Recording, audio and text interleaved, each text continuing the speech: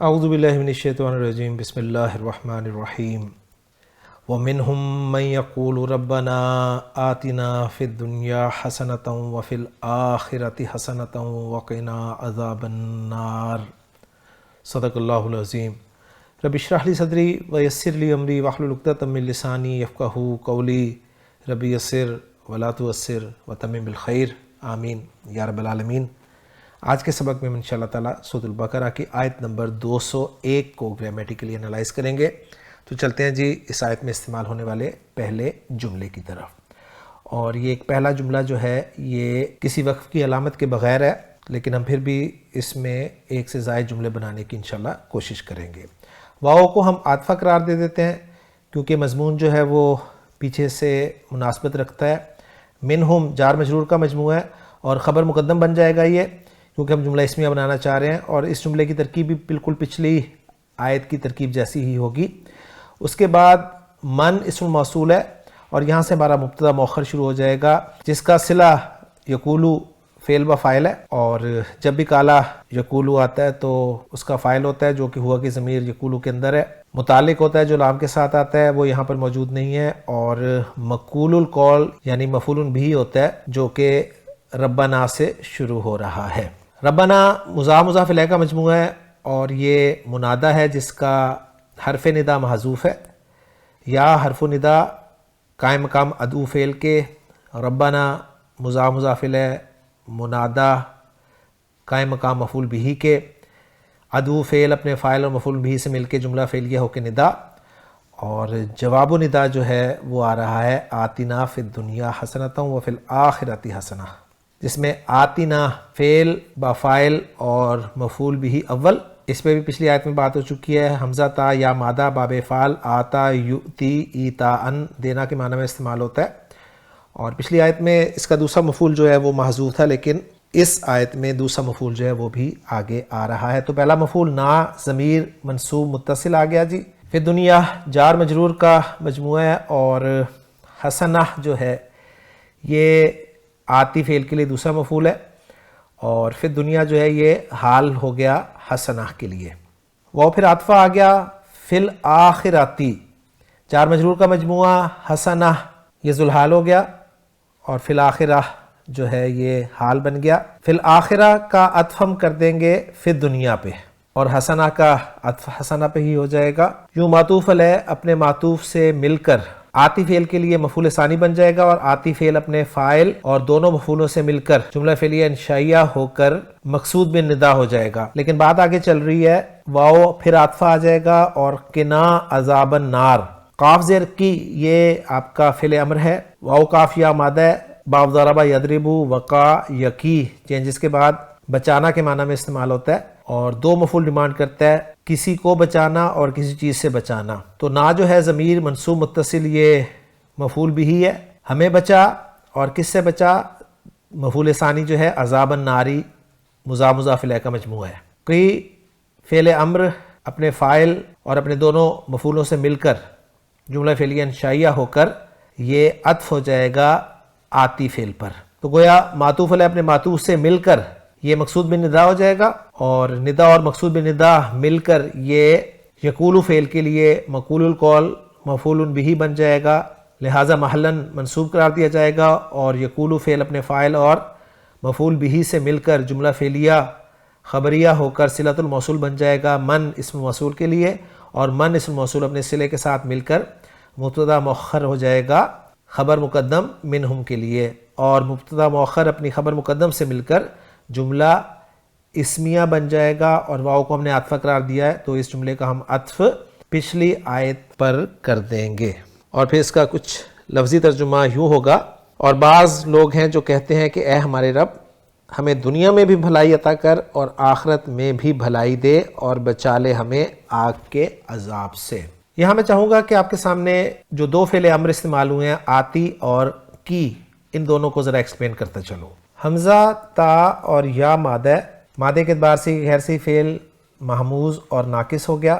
اور ناقص بھی ناقص جائی اور محموز الفا، اور باب جو ہے وہ ہے افعال۔ حمزہ تا یا مادے کو باب افعال میں استعمال کریں گے تو جو نارمل ماضی مضارع بنے گا وہ بنے گا آتا یا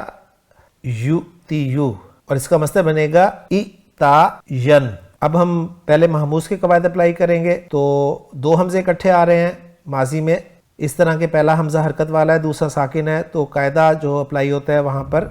وہ یہ ہے کہ دوسرے حمزے کو بدل دیا جاتا ہے پہلے حمزے کی حرکت کے موافق حرف میں، تو یہ دوسرا حمزہ جو ہے وہ الف میں تبدیل ہو جائے گا اور یہ اس طرح کی شکل بنے گی۔ مضارع جو ہے اس میں کوئی چینج نہیں آئے گی، صرف ہم یہ کریں گے کہ حمزہ کو واو کی کرسی دے دیں گے۔ یہاں بھی دو حمزے آپ دیکھ رہے ہیں اکٹھے ہوئے ہیں اور اس طرح ہوئے کہ پہلا حمزہ حرکت والا ہے، دوسرا ساکن ہے، تو دوسرے حمزے کو ہم نے بدلنا ہے پہلے حمزے کی حرکت کے موافق حرف میں۔ یہاں حرکت زیر ہے تو حمزہ یا میں بدل جائے گا اور یہ بن جائے گا ای تا، اور ابھی ہم ناقص کا کوئی قاعدہ اپلائی نہیں کر رہے تو ہم اسے ایتا ین ہی رکھ لیتے ہیں۔ اب ہم ناقص کے قواعد اپلائی کریں گے۔ یہ جو حمزہ زبر الف آ رہا ہے اس کو ہم اس طرح لکھ دیں گے کھڑی زبر کے ساتھ، اور ناقص کا قاعدہ اپلائی ہوگا تو حرف علت متحرک ما قبل فتحہ، تو یہ کھڑی زبر کے ساتھ آ جائے گا، یہ بن جائے گا آتا، اور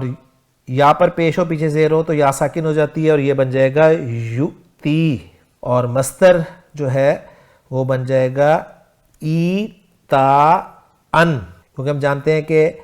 ناقص میں جو مصدر استعمال ہوتا ہے وہ چاہے ناقص واوی کا ہو چاہے یائی کا ہو، وہ واو یا یا جو ہے وہ حمزہ میں تبدیل ہو جاتی ہے، ایتاان، اور حمزہ سے پہلے الف ہو تو اینڈ پہ پھر حالت نصب میں الف نہیں لکھا جاتا، تو یہ ایتاان بن گیا، تو آتا یؤتی ایتاان۔ اچھا، اب ہم نے اس سے فعل امر بنانا ہے، اور باب فعال کا فعل امر میں نے آپ کو بتایا ہے کہ جب بھی بنے گا جو ماضی میں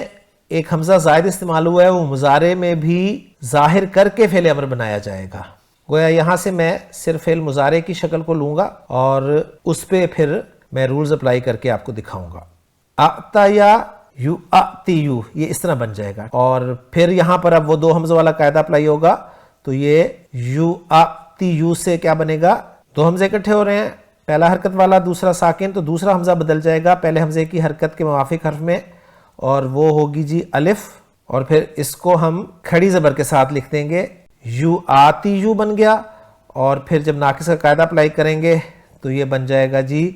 یو آتی۔ اس کے بعد حاضر کا صیغہ لیں تو یو آتی سے تو آتی ہو جائے گا، اور اب فعل امر کے جب رولز اپلائی ہوں گے تو پہلا رول اپلائی ہوگا کہ تو آتی کو ہم اخف کریں گے، اور ہمیں پتہ ہے کہ جب بھی فعل ناقص اخف ہوتا ہے تو اینڈ پہ آنے والی یا جو ہے وہ یا واو جو ہے وہ ڈراپ ہو جاتی ہے، تو یہ ایسے ہو گیا تو آتی، اور پھر جب علامت مضارع گرائیں گے تو یہ پڑھا جائے گا اور بن جائے گا آتی، تو بالکل آپ دیکھیں وہ آتی کی شکل آپ کو جو اوپر نظر آ رہی ہے سیم ہے، تو یہ آتا یؤتی ایتان سے فعل امر آتی بن گیا۔ اب ہم کی فعل امر جو ہے اس کو بھی ایک دفعہ دیکھ لیتے ہیں۔ اس لیے ہمارے پاس ماتا ہے جی واو، قاف اور یا، غیر سے فعل کی قسم لفیف میں چلا جائے گا، یہ لفیف فی لفیف مفروغ جس میں واو اور یا دونوں حروف علت کے درمیان میں ایک حرف آ رہا ہے، اور لفیف مفروغ ہم جانتے ہیں کہ مثال اور ناقص کا مجموعہ ہوتا ہے، اور لفیف مفروغ میں ناقص اور مثال دونوں کے قواعد اپلائی ہوتے ہیں۔ واو قاف یا مادہ باب ضرب یضرب سے استعمال ہوتا ہے۔ نارمل ماضی مضارع جو بنے گا وہ بنے گا جی وقع یا یو کی یو، اور اس کا مصدر ہمیں ڈکشنری بتائے گی کہ وقایتن ہے۔ اس کے بعد ہم جب اس پہ مثال کے قواعد اپلائی کریں گے تو ماضی میں مثال کا کوئی قاعدہ اپلائی نہیں ہوگا، یہ وقع یا ایسے کا ایسے ہی رہے گا، لیکن مضارع میں جو واو ہے ہم جانتے ہیں کہ حذف ابواب میں یعنی حسبہ، ضربہ اور فتح ابواب میں واو ڈراپ ہو جاتی ہے، تو یہ بن جائے گا جی یکیو۔ اب اس پہ جب ہم قواعد اپلائی کریں گے ناقص کے تو ماضی میں ناقص کا قاعدہ اپلائی ہوگا، اور وقع یا جو ہے یہ وقع بن جائے گا، اور یکیو جو ہے یہ یکی بن جائے گا۔ اب ہم فعل امر بنانا چاہتے ہیں تو یکی سے ہم حاضر کا صیغہ لیں گے جی تقی، اس تقی کو ہم جب اخف کریں گے تو حرف علت ڈراپ ہو جائے گا اور یہ رہ جائے گا جی تقی، اور پھر جب علامت مضارع بھی گرائیں گے تا تو پیچھے رہ جائے گا کی، تو یہ فعل امر ہمارا بن گیا کی، جس کے معنی ہے تو بچا۔ تو عربی زبان کا مختصر ترین فعل امر ہمارے سامنے بنا ہے۔ تو میں نے آپ کے سامنے آتی اور کی دونوں فعل امر جو ہیں ان کو بنا کر دکھا دیا ہے، امید ہے بات آپ کو سمجھ میں آ جائے گی۔ آیت ہماری الحمدللہ پہلے ہی مکمل ہو چکی ہے اور ہم چلتے ہیں اب اس آیت کے اتھینٹک ترجمے کی طرف۔ وَمِنْهُمْ مَنْ يَقُولُ رَبَّنَا آتِنَا فِي الدُّنْيَا حَسَنَةً وَفِي الْآخِرَةِ حَسَنَةً وَقِنَا عَذَابَ النَّارِ، اور ان میں سے کوئی وہ ہے جو کہتا ہے اے ہمارے رب ہمیں دنیا میں بھلائی اور آخرت میں بھی بھلائی دے اور ہمیں آگ کے عذاب سے بچا۔ ان شاء اللہ تعالیٰ اگلے لیکچر میں اگلی آیت کے ساتھ آپ سے ملاقات ہوگی۔ سبحانک اللہم و بحمدک، اشہد ان لا الہ الا انت، استغفرک و اتوب الیک۔